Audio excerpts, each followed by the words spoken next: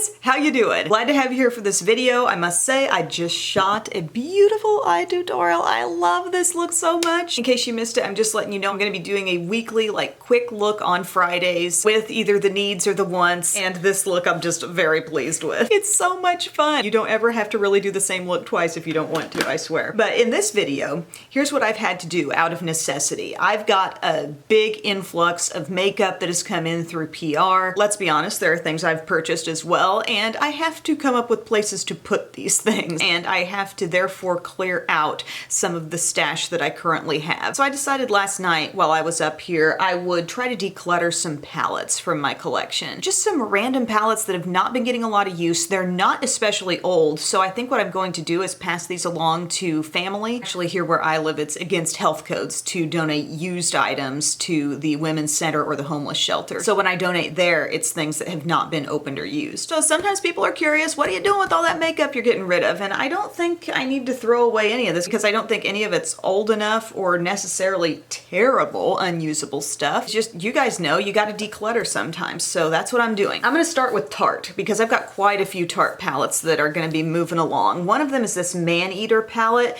Now I have two of them because this one has like a large highlight shade, and then I have another one that actually has, instead of one big shade here, it has two, and one of them's like a black shadow. So I'm gonna keep that one, but I'm gonna give this one. It's been barely used. The shadows in here are nice quality. They're nice and soft. I mean, I have no problem with them. It seems to be a very wearable color scheme, but why in the world do I need two nearly identical palettes? I don't know. Another one that I'm letting go of is the Make Believe in Yourself Eye and Cheek palette. Very interesting outer packaging, and really, I guess for Tarte, some somewhat interesting shades in there too. I feel like Tarte goes in a very neutral and sometimes plummy place with a lot of their palettes, and this one has like this sort of pistachio green color, which you guys know I like. Some really cool bluish tones over here, but I don't really have a hard time letting go of this because I think it's lacking a lot of depth. It's like an all shimmer palette. There's just this one matte shade here, and I feel like everything would have more versatility with some matte thrown in.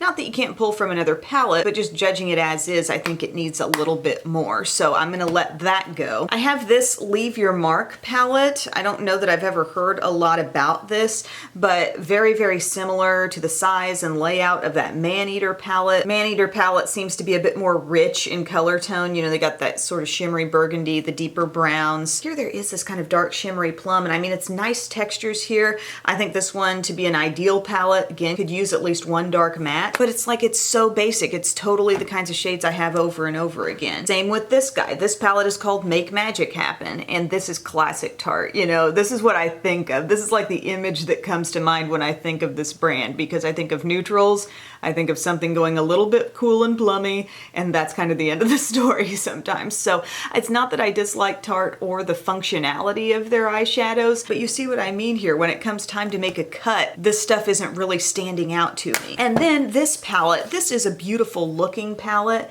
but I've just got enough things for my face and for contouring, and I feel like somebody in my family would be able to get more use out of this, and it's the Park Avenue Princess palette, and it is loaded with different tones of contour here, some that might be more ideal for a deeper skin tones, a shade that appears to be a nice cool light shade, and then there are two tones of a matte powder, one a bit more pinky, one with more yellow in it. So I've used this and I like the quality of it, and I think it's easy to apply and blend and everything, and I think it's beautiful. It's just kind of taking up space here, and I think somebody else could use it more. Here's another one, this Clay Play palette. This is like a combo eye and face palette. All the shades in here are matte, and then you have these three matte face shades to play with, and they're very classic, very basic colors that I have a lot of. It might make a good partner to some of those palettes where I complained that there wasn't enough matte or darkness, but while I've used this palette, I don't feel like I've ever really deeply connected to it, and I do feel I have enough of those kinds of shades. I've got a couple things from Urban Decay here. One is the Light Beam eyeshadow palette.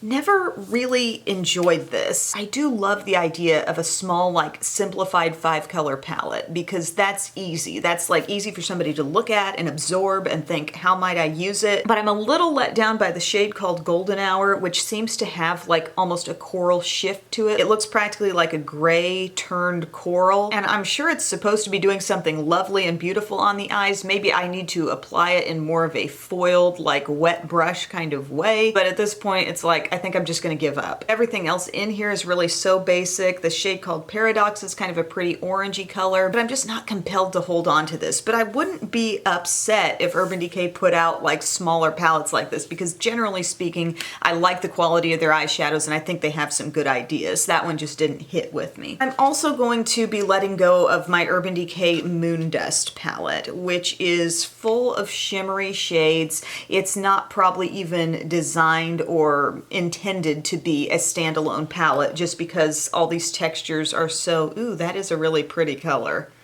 Ooh, this Element shade. It's like pink with an orangey golden shift to it. That's kind of like that. Oh, Galaxy down here. Ooh, that's pretty. Maybe I haven't given this enough of a chance, you know? I'm sure this is what's happened. I've glanced at it, I've opened it up and been like, oh, okay, everything in there's shimmery. Okay, where's another palette where I can get my full look? And I've just overlooked it. But gosh, I think this one might be worth a second chance. The textures are not as flaky as they look like they might be. You know, once you kind of lay them down, there's a little flake, but on top of a primer, I bet they'd be great. It stays. I've got a couple things from Lorac that I think were like limited edition type things, so they are less relevant to my channel, I think, when they are limited edition, because you use them and maybe a select part of the makeup using population is like, yes, I have that, I'm really interested, but then a lot of other people aren't and they're just frustrated they can't get it if they like it.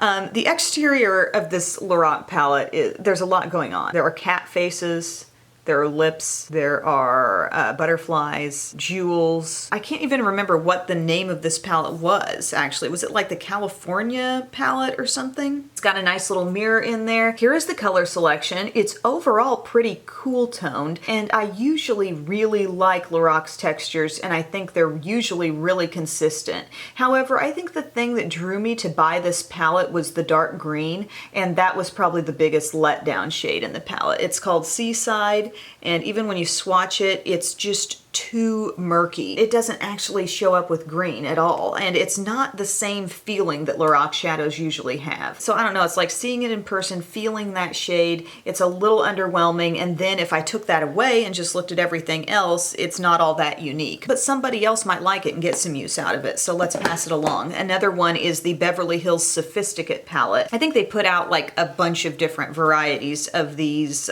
palettes that had 4 shadows and then a couple of cheek things here. Not bad at all. I really can't complain about it. I just thought it's really basic. I'm not using it anymore. I'm not really compelled to reach for it. I'm not even compelled to like shop my stash for it and say, let's bring this back in. You know, the Moon Dust, you saw what happened there. We all witnessed that. But this one, I think I'm ready to let it go. Also, I found a couple of sort of random matte palettes, and I thought maybe my mom might enjoy a couple of these actually. The way this Cargo one is laid out, this eye contour eyeshadow palette, I got this on some kind of a major markdown sale, and the textures feel nice, but the reason why I thought my mom might like it, she's not a huge color wearer, and I found the plummy sector of this palette to be very, very subtle, you know, not too loud, and it lays out for you exactly what each one is: cool light, cool medium, cool dark, matte base, shimmer base. So there's one shade in here that has just that little bit of glow, and then there's like a full tutorial on the back. So I don't know, I just thought of her when I opened this up, and I thought maybe she would get more use out of it than I would. And then I have this palette from Japanesque, and the packaging is nice and solid. There is no mirror on the inside, but it's loaded with these really basic mattes. I mean, pretty nicely textured, buildable, earthy mattes, I'd say. And I thought that might even be a nice little companion, a little something extra. I could see a couple of these shades being nice brow type colors, so I just think it's time to move it along. You know, sometimes I do think it's important to make some of these decisions before the palettes get so old where you're like, gosh, I couldn't imagine sharing that with somebody. Like, I've got a lot of female family members, these lightly used palettes where one of these might be exactly what they were wanting. So yeah, that's my little palette declutter for now.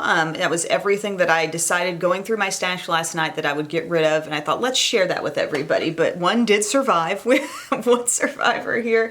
Yeah, I'm kind of intrigued by the Moon Dust palette. I didn't give that enough of a shot. But another aspect of my makeup stash, where I really need to lighten the load is lip products, particularly my nude lip drawer. Like, it is over freaking flowing. Does it sound boring as heck if I were to do a declutter video on a nude lip drawer, or would you be like, yeah, I'd watch that? I don't know. Talk to me. Let me know, and I will see you guys next time. Bye.